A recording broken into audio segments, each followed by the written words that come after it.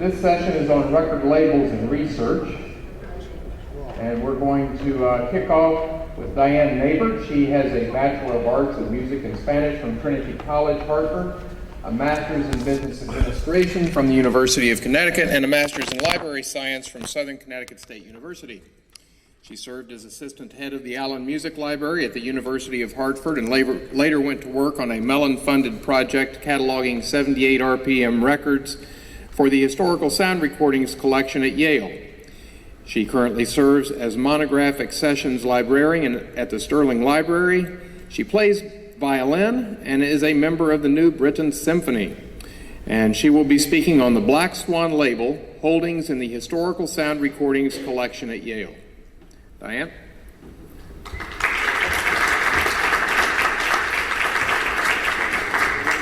So can everyone hear me okay? Is this a good? Okay.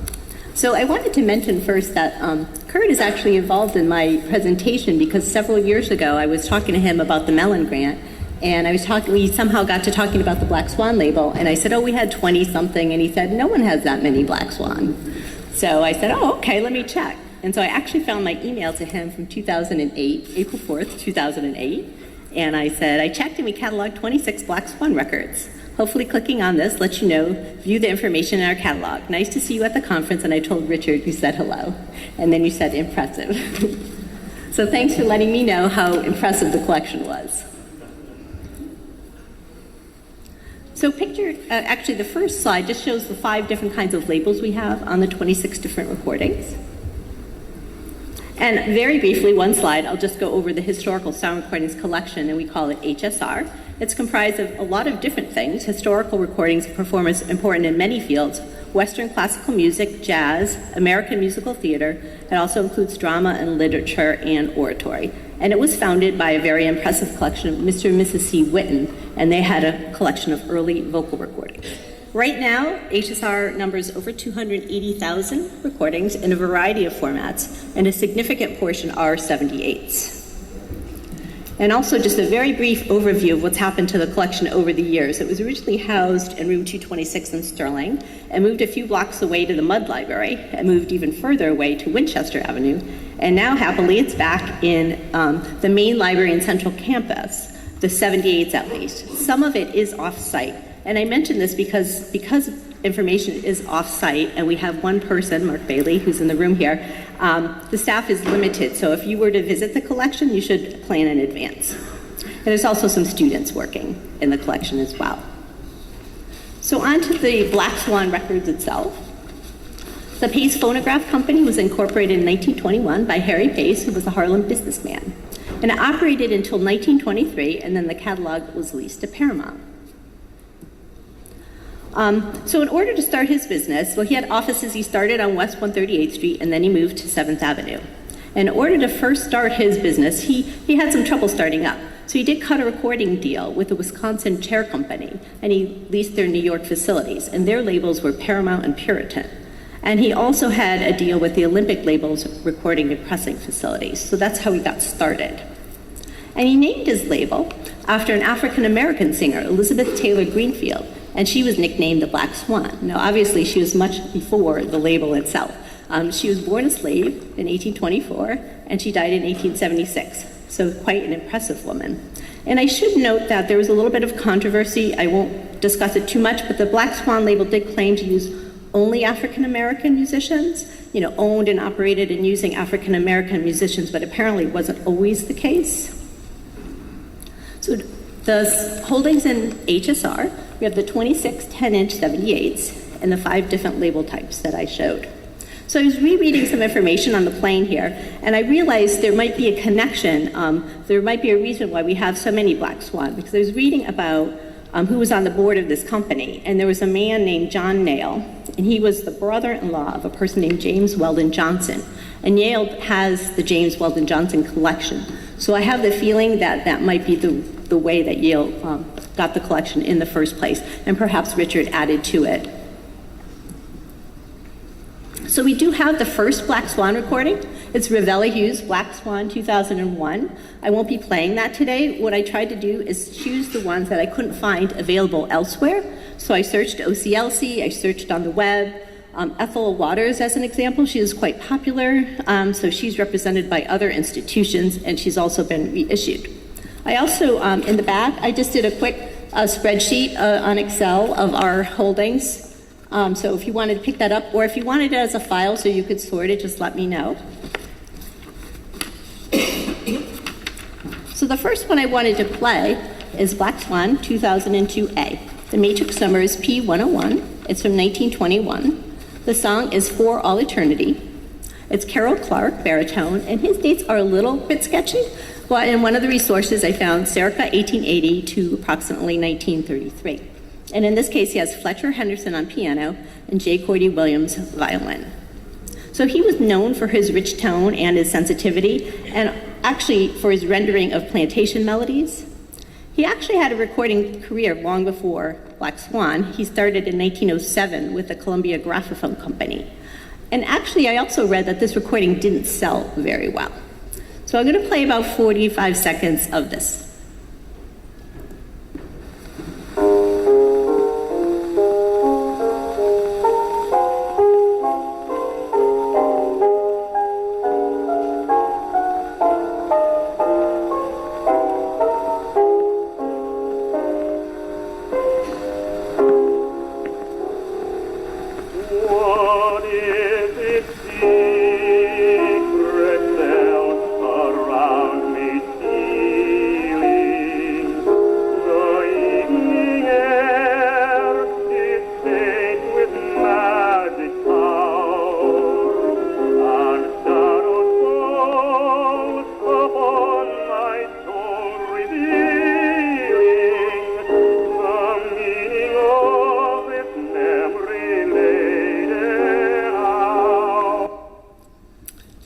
The flip side, 2002B, which is P102, is very similar.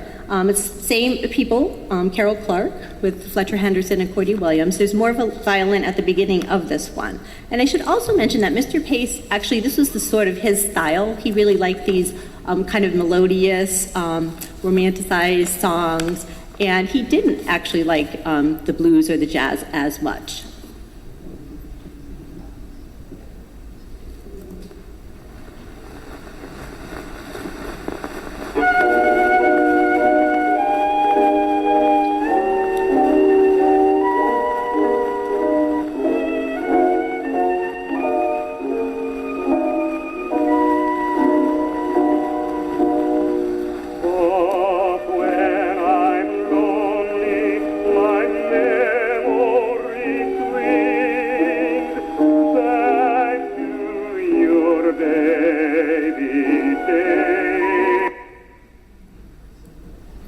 Okay, so we're going to change styles a little bit. This is Black Swan 2007.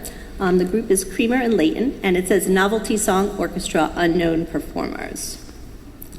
So this is Turner Layton pictured here. I couldn't find a picture of Henry Creamer, so if anyone knows of one. I did find a little bit of information about Henry Creamer. He was a founding member of the Harlem Clef Club in 1810. And both the men had other partners, and as you can see, they're quite a few years in between their ages. So the song, 2007A, P116 Matrix from 1921, it's called I'm Wild About Moonshine. It's actually quite a lively song. And I note that the label was during Prohibition, which was 1920 to 1933. And I also should just note that the song is very lively and fun, but it's perhaps not politically correct by today's standards. I'm going to play about maybe a minute and a half, a little bit longer, because it has a nice instrumental selection that you might enjoy.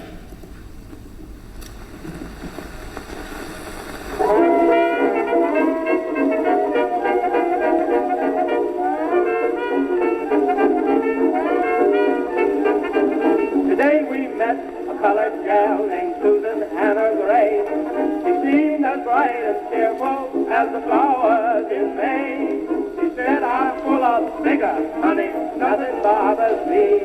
Why, I feel so happy, I could even kiss a bumblebee. I love the birds, the sun, the sky, and the raindrops that fall. But child, you never could surmise what I love best of all. I've gone wild, I'm wild about moon. moonshine, just crazy about moonshine. I mean, it makes spooning such a loony. I've gone wild from yearning night and day, and I feel like pining when the moon am shining far, far away.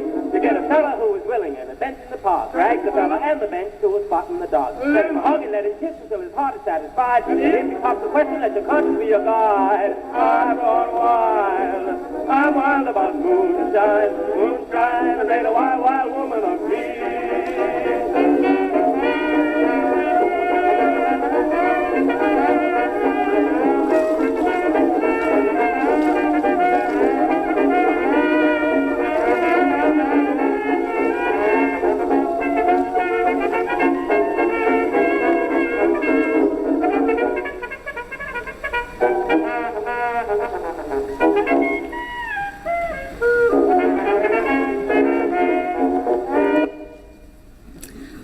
So I should note that in one of the discographies I looked at, Black Recording Artist 1877 to 1926, this is listed as P2006. Well, I'm going to show you a picture of the label of this one. Creamer and Leighton disbanded in 1924. And something else I noticed is that this very same song was also recorded by the Southern Quartet on Columbia in 1921. So apparently it was a popular song back in the day. So the other side, 2007 P, this is also Creamer and Leighton with the Black Swan Novelty Orchestra and Matrix P117. So I'm going to play a little bit of this one as well. Some copies in one of the discographies, it said there are no matrix numbers on the label of the B-side, but Yale's does, and I'll show you a picture of the label after this.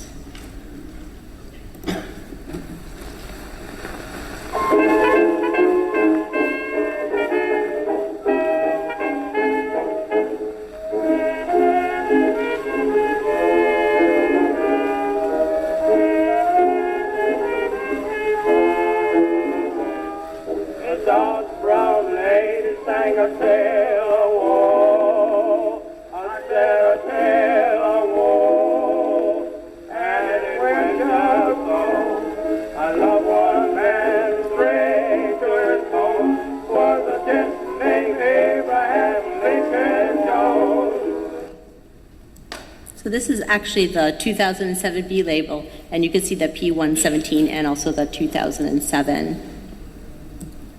So we do have some clues, even though a lot of these say they're unknown performers. In Thigeson's book, which I brought with me here, he mentioned some of the people who were common players in the Black Swan house bands. So what I did is I took the photograph and I put the names over the people he lists as being commonly used in the house bands. Cordy Williams, Russell Smith, and Leroy Vanderveer here.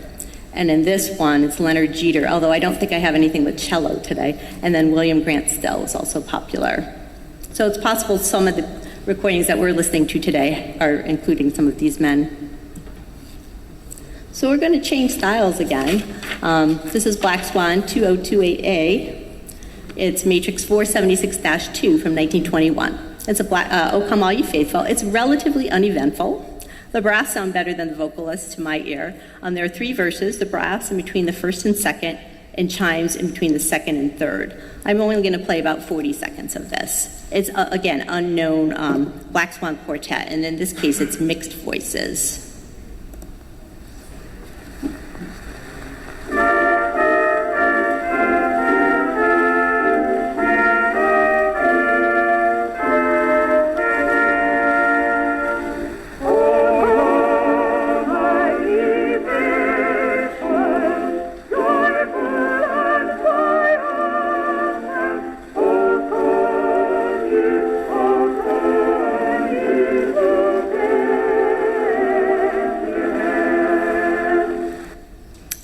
This one just to show the range of the label, and I couldn't find it available elsewhere. I know some of you may have it in your personal collections, but I couldn't find it at another institution in any case.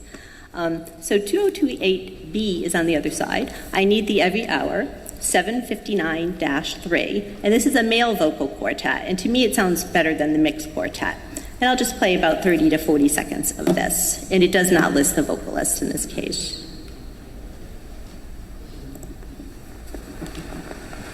I need thee every hour, a place of thorn, so tender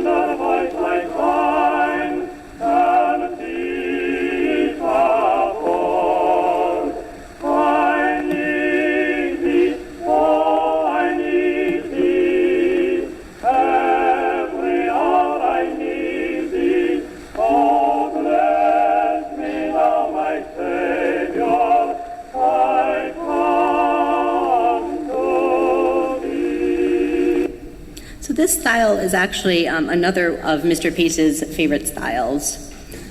We're going back to another baritone in this case. This is 20568. The title of the song is So Long Bert, and it's 20568 is also what's etched. There's no other number etched. It's 1922. George Jones baritone, and the pianist is listed as W. Astor Morgan, but I guess he was also known as Gene Storr. I just found a little bit of information on Tim Brooks' Lost Sounds book. He said George Jones baritone left the Harmony Kings in 1925 and formed the Hans Emperors of Song, which became the Hans Emperors of Harmony. To me, his voice doesn't sound as strong as Carol Clark's, but I'll let you decide on your own.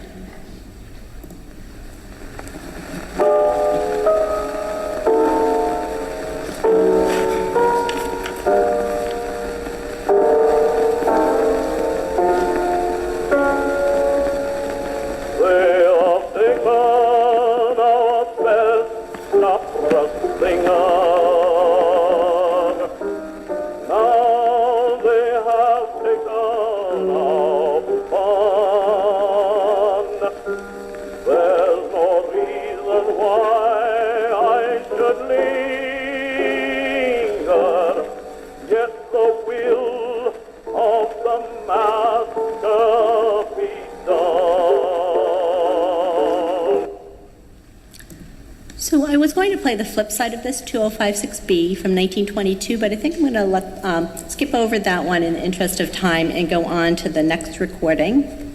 And this one is altogether different. It's a fraternal address to the International Brotherhood of Elks worldwide. And etched along the record on the inner circle is BPOE. It's from 1923. And the person speaking is the pastor of the Mother AME Zion Church in New York. I found the history of the AME Zion Church, and it was founded in 1796 in New York, so it's an old church. Side A refers to character. I'm going to play maybe 45 seconds of side A, and side B is the same speaker, and it ends with a nice little rhyme section, so I'm just going to play the ending of the B side as well. To the order of Elks of Greater New York and their invited guests, greetings. Grace be to you, and peace from God our Father and from the Lord Jesus Christ. Bear ye one another's burden, and so fulfill the law of Christ. The service in which we are assembled today is the finest expression of charity and brotherly love which has ever been made by Elkton in Greater New York. We have made no public appearance upon which we deserve greater congratulations than this one.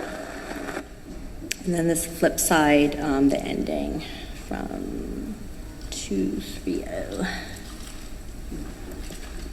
To our institution and to our brother, a little more kindness, a little less greed, a little more giving and a little less greed, a little more smile and a little less frown, a little less kicking a man when he's down, a little more we and a little less I, a little more laugh and a little less cry, a little less cry on the pathway of life and pure on graves at the end of the strife. I just wanted to go back, before I play the last example, I wanted to go back to 2028B, this one. So there is supposedly a very rare Black Swan where there's 41389-1 and 146 crossed out, and they're Emerson matrix numbers. However, Yale's does not have this. According to the discography, those discs have not been compared. So if anyone has that one with the crossed out labels, we can compare them to see if they are one and the same.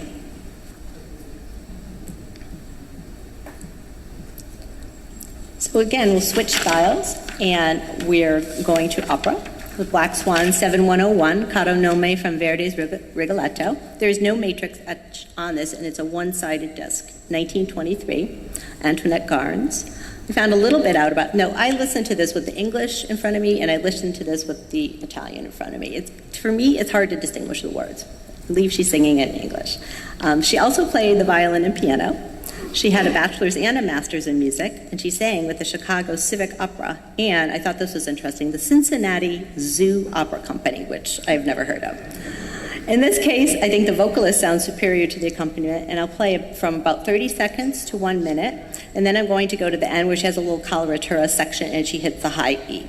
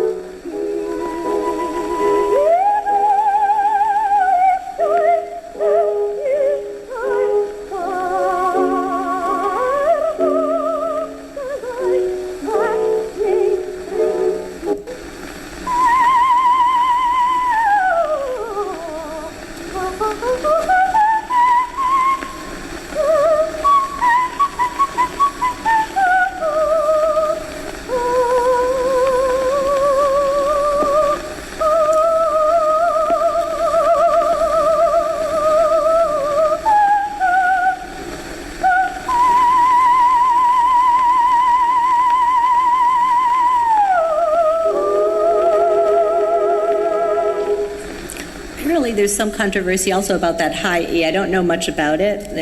Some people say it wasn't written in the score, he didn't intend it, and somebody's saying it is a D sharp, so if you're an opera buff, you may know more about that. So these are the main sources I used, and also I mentioned the Excel spreadsheet that I have I can send to you. I have the Black Swan record label book with me, and I also on my phone have photos of the labels and the matrix numbers if anyone had an interest. And I have the sound clips, the full sound clips on a CD, and I also have them embedded in here, even though I played like a half minute. Most of them are about 3 minutes. And I found something interesting in this book also on the plane on the way here. One of the places where you could buy Black Swan was here in Pittsburgh. Actually, Connecticut was also listed, Hartford, Connecticut, and Wiley Avenue in Pittsburgh, Pennsylvania. And I just did it in my phone. It's about 7.7 miles from here, but it's probably no longer there, I'm guessing. So I just have a few people to thank. Mark Bailey, who's here in the room, and Andrew Jones, his student, who helped me digitize the recordings. And 3 people in the music library expedited access to the reference resources for me. And I'd also like to thank Richard Warren, because this presentation wouldn't be possible without him and his care of the HSR for the many years. And to the performers and composers and all the personnel involved in creating these recordings and leaving their mark on history for us to enjoy. So again, I thank you for joining me in paying tribute to the Black Swan legacy, and I hope I've captured the breadth of the label as well of Yale's collection. Thank you.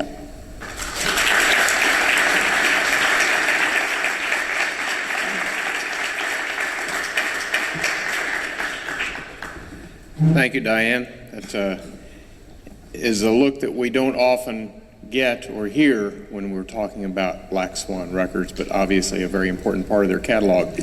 We have time for a couple of questions if anyone has any. Mike, let me get to you guys.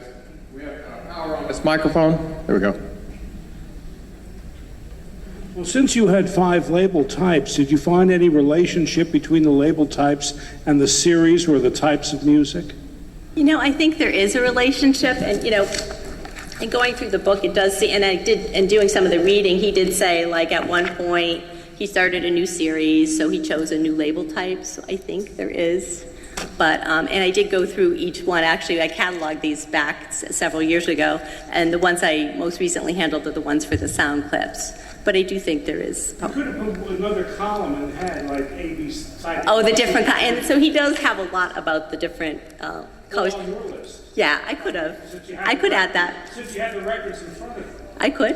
And the colors didn't come out that well, I think, in the photographs, because sometimes they're more like red, but they look like orangish. So and the one that was yellow, it's a little bit difficult sometimes with the color. Someone else? Swan 256, So Long Bert, may we assume it's a tribute to Bert Williams and his passing? Okay. Good, thank you. Yeah. Is that the one I didn't play? No. I can still play it if you want.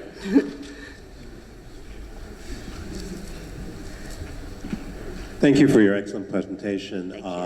and this is the first time I've actually heard this kind of focused presentation of Black Swan. I'm a specialist in the Black Swan concert singers that you have mentioned in your printout, Hattie King-Rivas, Antoinette Garnes, and of course I'm having a senior moment, but the other one that is Estelle Talbert, I think it is. I'm butchering her last name.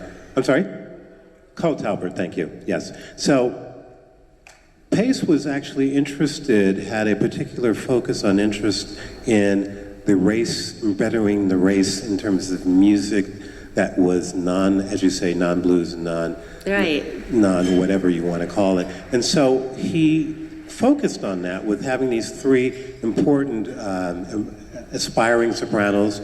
And his era really is the dawn of the Harlem Renaissance as well. So there's an interesting connection there, but also the male baritones that you're showcasing. Is there more based on your research? Were there other singers? We know that, for example, William Grant Still, who became the grandfather or the godfather, or however, the father of African-American classical music, was a pianist, doing some of the accompaniment to the classical, the more classical sides, but I'm asking, were there other works? Were there other acoustical recordings on Black Swan of excerpts of classical pieces conducted by William Grant Still? Thank you. So on the Excel list, they did list that we do have some of the other opera recordings. So Antoinette Garnes was one. We have one or two of hers. We also have her doing Verdi. And then there's Florence Cole Talbert. I believe she is singing in the original French. And in the other excerpt, Antoinette is singing in the Italian. Some of the other ones are more the blues and jazz. And I think he had a whole series, if I remember, which was opera. So he did have an interest on that. Although I think his most popular recording, the Ethel Waters, that was one of the most popular. We have time for one more question if anybody has one. We good? Okay. Thank you, Diane. Thanks.